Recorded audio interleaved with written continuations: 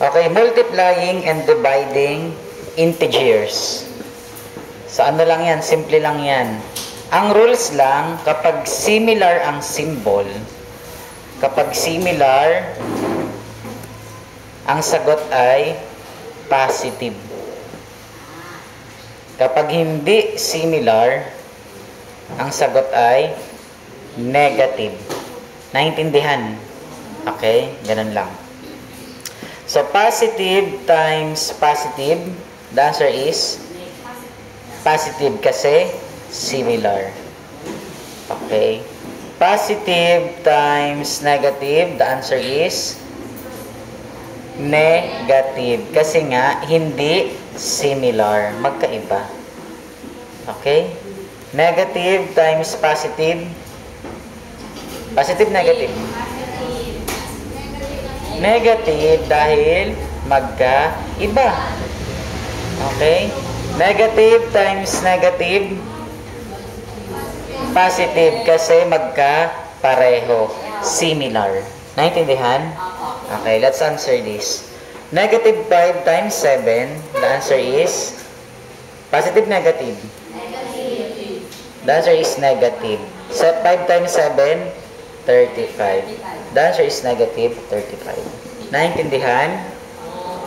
Okay, number 2. 18 divided by 6. Ganon din sa division, ganon din ang rules. Positive, negative? Negative. Kasi isang positive, isang negative. Ang sagot ay negative. So, 18 divided 6? 3. Okay. Number 3. So, 14 times negative 2. Positive, negative?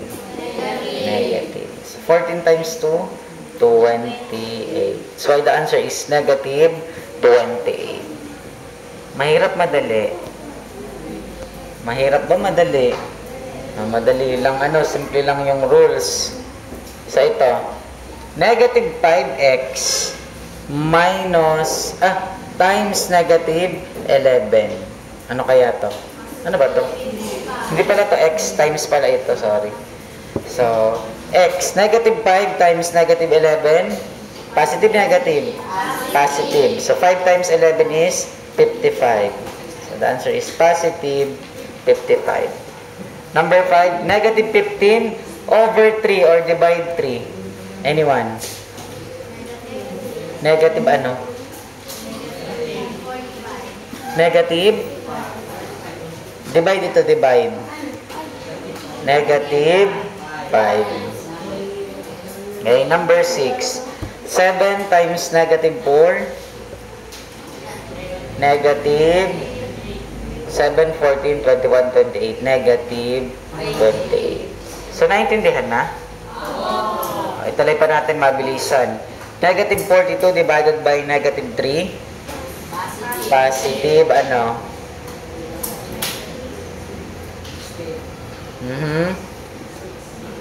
Positive 14. Very good. Okay. Number 8. 36 divided by negative 12. Negative 3. Okay. Number 9. 40 divided negative 5. Negative 8. And last number natin, last na to, cut na natin. Negative 9 times 8. Negative 72. So that's how you do it.